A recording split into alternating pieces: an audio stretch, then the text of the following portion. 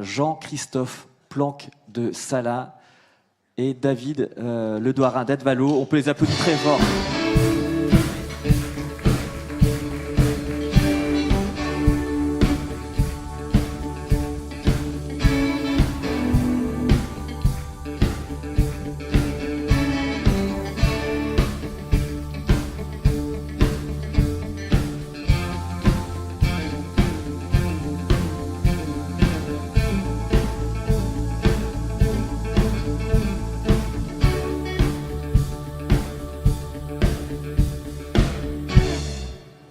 Ok, merci encore le groupe pour ces intros. On est parti, voyage et numérique, l'excellence digitale de Salins Holidays. Jean-Christophe de Salins, ça fait 8 ans que tu es là, on se connaît depuis quelques temps. On a affaire aujourd'hui aux fous furieux du digital de Pont-de-Buis. Vous allez voir, il va y avoir du niveau. Je vois David qui rigole. À ses côtés, David Ledouarin, donc cofondeur de Advalo avec Olivier Marc.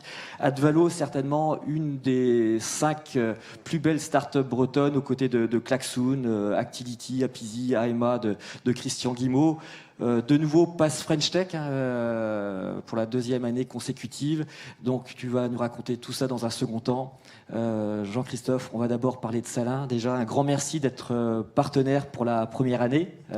Déjà, merci à vous de nous accueillir et puis surtout dans notre partenariat cette année où on a transporté tous les invités du West Web Festival. Bonjour à tous. Déjà, merci pour le mot excellence, mais je pense qu'il faut savoir réfréner ses ardeurs dans ce monde, surtout dans notre domaine. Donc pour Salins Holidays, plutôt que de parler, pour ceux qui me connaissent, ça va faire bizarre, on vous a préparé un petit film et je vais demander à la technique de vous le passer.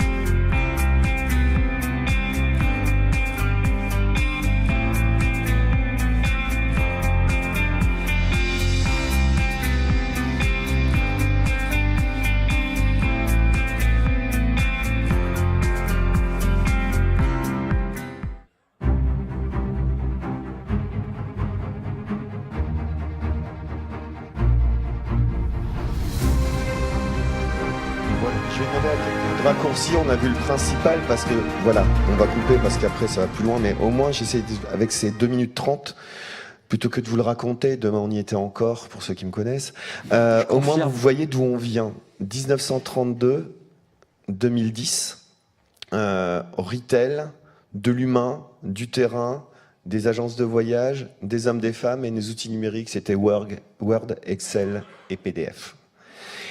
Et donc, quand on est arrivé avec Yannick, mon collègue, si tu peux mettre le PowerPoint, s'il te plaît. Voilà. Donc, nous, notre objectif, ça a été de digitaliser avant de faire quoi que ce soit. C'est de faire rentrer Word, Excel et les 2 minutes 30 de film en base de données. C'est-à-dire que ça a été normalisé, intégré, tout ce que vous avez vu, ça fait du monde, ça fait du volume, 15 sociétés, des collaborateurs, multicanal, omnicanal, enfin on a tout mis en base de données, donc ce qu'on appelle vulgairement le big data, et puis après le critériser, le normaliser. Donc il y a toute une phase qui a duré 4-5 ans d'analyse, de normalisation, d'interconnexion, de développement spécifique, de formation et d'intégration. Et tout ça, on l'a fait en interne, puisque comme on vient du terrain, la culture du digital dans l'entreprise est très difficile à faire rentrer. Donc on a dû se débrouiller en interne avec les équipes qu'on a développées au fur et à mesure. Donc à partir de ce moment-là, qui était la première étape, digitalisation des données, on est passé à la deuxième étape. Et slide suivant, s'il te plaît. Après, on s'est mis en ligne. Une fois qu'on a rangé les cases, etc., on est allé se faire voir. Il faut se faire connaître. On était connus sur le terrain, 14 départements. Nous, notre ambition d'être connus sur 98 départements. Donc, on a créé nos sites e-commerce, nos sites vitrines, nos sites B2B, une plateforme de distribution digitale, puisque aujourd'hui, vous connaissez tous l'hôtellerie, l'aérien, etc. Ça fait très longtemps que c'est distribué via les GDS, etc. Nous, dans notre métier, qui est le circuit et le package, c'était beaucoup plus... c'était pas encore en place. Et puis, on a surtout énormément de distributeurs, plus de 3000, 4000 agences en France. Il faut communiquer avec tout le monde. Donc, on est passé d'un canal retail classique, avec une relation commerciale humaine, à de l'omnicanal. Et en étape 3, moi qui viens du commerce, la techno c'est juste ma passion, je suis tombé dedans comme nous tous avec le Spectrum Sinclair dans les années 80. Il a fallu mélanger. T'étais pas né encore? Oh la vache. Je suis vieux en fait. Et donc, on a tout construit, les boucles vertes, et puis au milieu, il fallait mettre quelque chose. Moi, le produit, c'est très bien, mais aujourd'hui, c'est le client qui compte. Donc, on a rencontré, on a cherché, et puis moi, j'aime bien la province, et venant de Paris, parce que j'ai dû passer, j'ai rencontré Advalo. Et puis, on s'est donné des lignes de conduite, une promesse. Ils nous ont écoutés. Et ça, ce mot-là est très important parce que l'IA, l'intelligence artificielle n'est qu'applicable que quand on connaît le métier, les gens à qui on s'adresse. Parce qu'on peut stocker ce qu'on veut, sortir ce qu'on veut. Si on s'adresse mal et qu'on construit mal ses bases et ses scénarios, on peut pas y arriver. Donc on a tout interconnecté. Et puis pendant 2 ans et demi, on a mis en place tout le système. Et aujourd'hui, on a une connaissance complète du comportement de nos clients. Parce que ça, c'est l'évolution.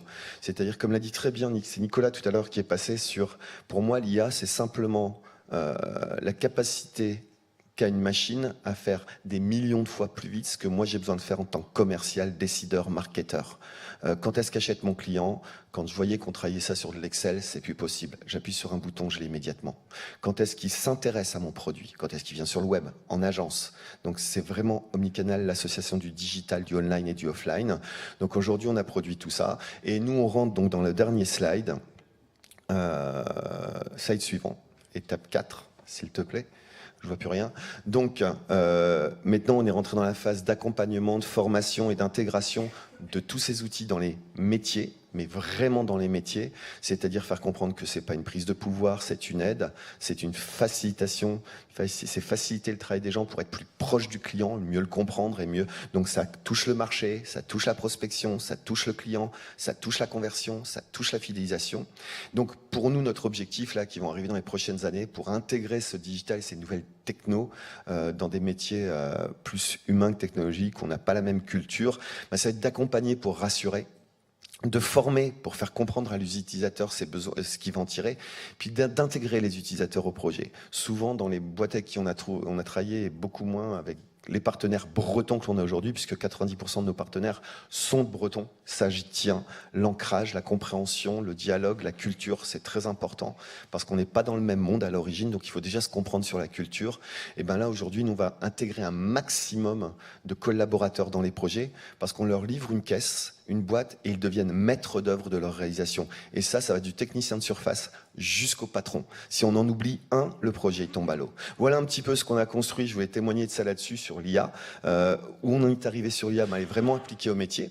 Et puis par rapport à ce que je voulais dire, c'est par rapport aux chiffres et à ce qu'on a fait, à la relation qu'on peut avoir entre ces métiers qui ne connaissent pas le digital et puis des gens qui viennent du digital et qui ont une compréhension, une vision technique, qu'on peut réussir à discuter. Et puis c'est valable aussi bien pour la boucherie de quartier, on peut l'appliquer, j'exagère pas tant que ça, jusqu'au grand groupe multinational. Donc voilà, donc je passe la parole à David.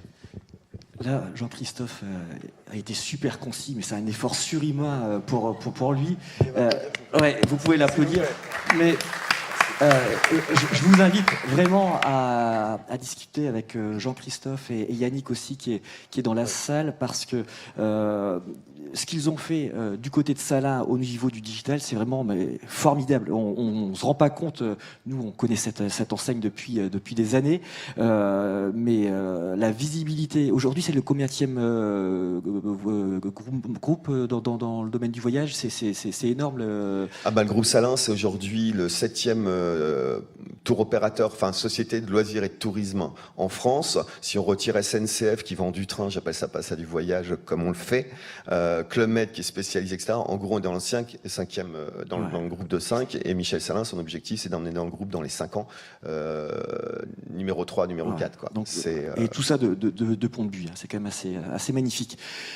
Donc, du coup, David, t'as rencontré Jean-Christophe dans le cadre de ces recherches il y a quelques années. Jean-Christophe a été l'un des premiers à faire confiance à Advalo. Est-ce que tu peux revenir sur déjà Advalo et sur ce que vous avez mis en place tous les deux pour faire du business en plus pour Salin? Oui, donc effectivement, bonjour à tous. Je suis David, je suis cofondateur d'Advalo. Et aujourd'hui, on a une équipe d'une 40aine de personnes qui nous permettent de développer la société, qui est basée entre Rennes et Paris.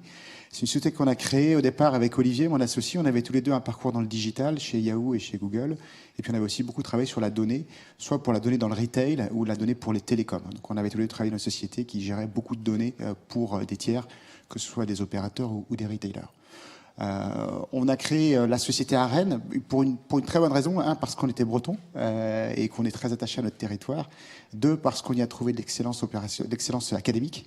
On est capable d'avoir des très bons ingénieurs de l'INSA, de Télécom Bretagne et beaucoup d'autres sociétés. Mais aussi, en France, il y a 2 grands pôles d'éducation sur ce qu'on appelle la data science, qui sont l'ENSAE à Paris et l'ENSAI à Rennes. Donc pour nous, c'était très important de pouvoir avoir des data scientists extrêmement performants, qu'on puisse avoir dès le berceau, entre guillemets, dès la sortie de l'école, et puis pouvoir les fidéliser dans le temps. Donc ça a été le choix de notre localisation à Rennes. Ce choix-là, il s'est avéré gagnant parce que finalement, on s'est retrouvé aussi sur une terre d'entrepreneurs. Et quand on regarde le parcours de Michel Salin, c'est un entrepreneur. Et ces entrepreneurs, Monsieur Salin, Monsieur Beaumanoir, etc., toutes ces sociétés-là, qui sont des sociétés qui ont une capacité internationale, enfin française et internationale, nous ont fait confiance dès le début pour nous aider à co-développer notre produit. Autant on avait, je pense, beaucoup de compétences technologiques, autant il fallait confronter ce produit le plus rapidement possible au marché pour en faire un vrai produit commercialisable. Et là, si je reprends l'histoire qu'on a eue avec Jean-Christophe, ça a été vraiment un sujet hyper clé. Ça a été finalement pour lui de nous challenger, de nous dire, moi, mon métier, c'est ça. C'est un métier d'agence de voyage qui est basé sur des hommes. C'est une relation commerciale que je veux travailler. Et bien ça, aujourd'hui, comment toi, avec ta technologie, dans ton système, tu peux nous aider à être meilleur, à mieux comprendre chacun des consommateurs?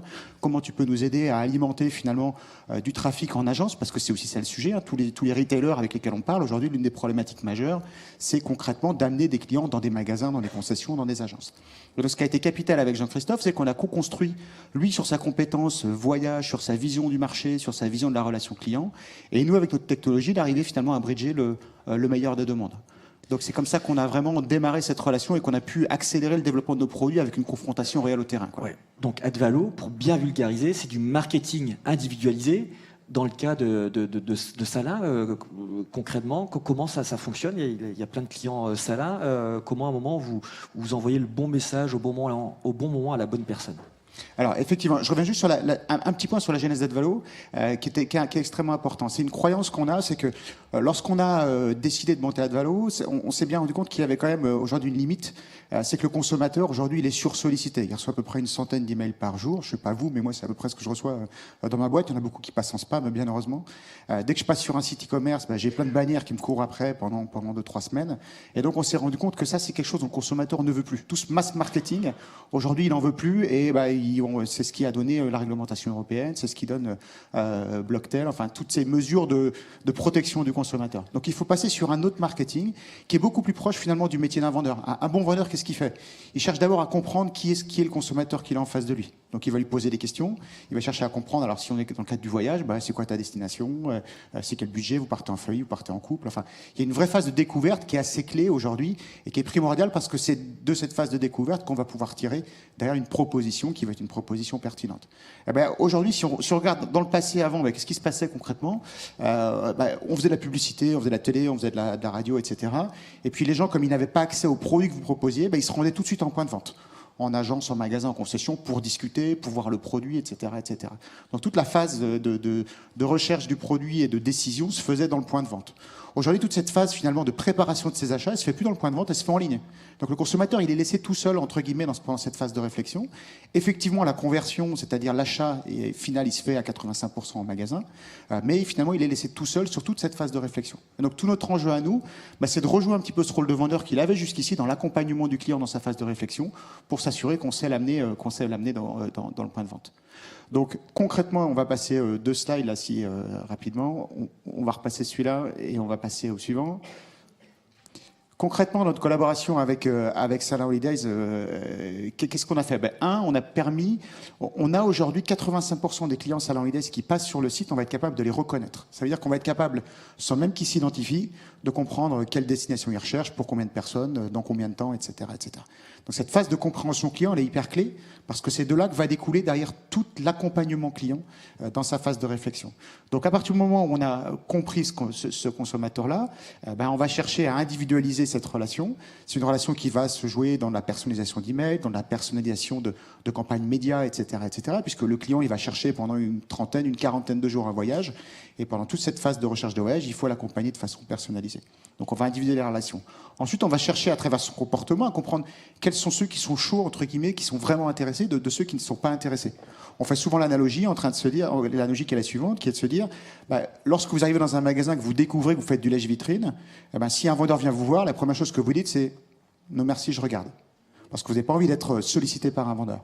En revanche, si vous avez trouvé un pantalon qui vous intéresse, ça vous intéresse que le vendeur vous trouve la bonne taille, la bonne couleur. Et là, le vendeur, il fait tout son sens. Ça fait du sens de ramener de l'humain à ce moment-là, parce que vous, en tant que consommateur, vous êtes en attente de cette assistance. Et là, ce qu'on cherche à faire, c'est exactement la même chose. C'est-à-dire qu'on va, à travers le suivi de ces individus, chercher à comprendre ceux qui sont réellement intéressés. Et à partir du moment où ils sont intéressés, proposer de l'humain, parce que finalement, c'est l'humain qui va permettre d'amener une discussion, d'amener de la réassurance, et c'est l'humain qui va permettre de conclure concrètement la transaction. Donc on va chercher à identifier sur tout le parcours de web qui sont les appétents, et puis dire aux agences, c'est ces gens-là que vous devez contacter aujourd'hui, parce que c'est eux qui ont besoin de votre assistance pour aller au bout de leur parcours d'achat. Pour illustrer ça, il faut savoir que dans le monde de l'e-tourisme, 90% des billets d'avion s'achètent en ligne, voire 99%. Nous, 99% de nos ventes qu'on génère sont réalisées en agence de voyage. C'est-à-dire qu'on déclenche, on va chercher, mais 99% de nos ventes arrivent en agence de voyage. Et pour nous, c'est très important parce que la première image qu'on a eue quand on est arrivé, ça a été on a quand même aujourd'hui 130 agences et on est distribué par plus de 4000. Ils vont nous vider les agences de voyage. Donc pour garder un fort panier moyen, c'est-à-dire moi je préfère gagner beaucoup avec une grosse marge pour travailler moins, je préfère m'occuper d'un client que de 10, on a un panier moyen à 3640 sur le web. Je veux juste l'illustrer comme ça. Pourquoi? Parce que derrière chaque vente, chaque recherche, chaque internaute, chaque client ou prospect, ça se termine, quoi qu'il arrive, avec un être humain. Et c'est ce qui fait la force du digital pour moi aujourd'hui, en association avec le retail classique, avec le retail. Et c'est vrai que c'est illustré là par Salah, mais tu as d'autres clients, de nombreux clients. Par exemple, il me semble qu'il y a les gens de Beaumanoir dans la salle. Donc Beaumanoir, Cache-Cache, Bréal. Voilà, on a une quarantaine de clients. Si on compte les points de vente, on doit être à peut-être. On alimente du trafic dans peut-être plus de 5000 points de vente. Donc effectivement, au départ, on a travaillé avec beaucoup de groupes bretons comme Salah, comme Beaumanoir, comme Hôtel B&B qui sont ici, comme le groupe Bodmer partenaires dans toute la partie automobile. Et puis aujourd'hui, maintenant, on a une quarantaine d'enseignes au niveau national. On travaille avec des gens comme But, comme Volkswagen, Seat, Skoda, etc. Et notre ambition, c'est pour 2019. Donc on a fait une levée de fonds avec en partie West Web Valley l'an dernier de 5 millions d'euros. Et notre ambition, c'est maintenant de structurer la France pour pouvoir derrière démarrer l'international en 2019. Et juste pour terminer, Jean-Christophe, on parle là de la rencontre avec Advalo, mais tu as rencontré aussi et tu fais travailler énormément de startups bretonnes avec Michel. On peut citer. Tout simplement, derrière Advalo, il faut pouvoir communiquer, il faut une plateforme de com. Derrière, on a rencontré des gens de Rennes qui s'appellent Netelium. On a collé derrière notre plateforme de com. On s'est tous interconnectés. Donc, on peut faire de l'automation, c'est-à-dire qu'on déclenche automatiquement de l'emailing, du rapport aux agences. Le matin, elles arrivent, elles ont les 3-4 clients ou prospects à rappeler dans la journée, ou à contacter, ou à relancer. Et on déclenche, et on a eu des super bons résultats là-dessus. Donc ça, c'est toute la phase de présentation. Et c'est ce que je terminais. Maintenant que tous ces outils sont en place, c'est ce qui va devenir le plus dur. Le plus dur, c'est plus la techno, c'est la conduite du changement. Et ça, pour moi, ça, je tiens à le dire, c'est pas nous qui connaissons, on sait ce qu'on fait. On s'est forcé à l'appliquer au métier. Maintenant, il va falloir convaincre les utilisateurs, les commerciaux, les agents de voyage à prendre cela en considération, à l'intégrer, parce que sinon, tout ce qu'on a fait, comme je le dis, dans un an, si on n'y est pas arrivé, je peux arrêter de travailler avec Advalo, je peux arrêter de travailler avec Netelium. Ça sert à quoi d'avoir des outils super technologiques si derrière, ils n'apportent rien ou ils ne sont pas intégrés dans l'entreprise? C'est pour ça qu'on a ouvert aussi, avec Michel, une filiale en Roumanie qui nous permet de réfléchir, de développer, d'accompagner aussi nos partenaires, puisque nos agences sont en attente avec Shakib, voilà, justement pour développer ça, et avec des Français, on est multi-pays. Tu fais travailler InLead du côté de Nantes sur le marketing géolocalisé, Écoterie. On a des rapports avec Écoterie, on travaille. Mais même sans être dans le digital, en travaillant avec les vieilles charrues, on passe sur leur site, ils communiquent pour nous sur le web. Pour moi, c'est du digital. C'est l'ensemble, c'est de l'omnicanal de montant et de l'omnicanal descendant. Il faut tout utiliser. Je sais qu'on travaille avec le Telegram, Ouest France. Juste pour te couper. Pardon, on n'aura pas le temps de répondre à toutes les questions. RGPD, forcément, ça vient à votre esprit. N'hésitez pas à rencontrer David et Olivier d'Advalo, Jean-Christophe aussi tout à l'heure. Ils sont présents toute la journée. On peut les applaudir très très fort. Bravo. Merci. Merci.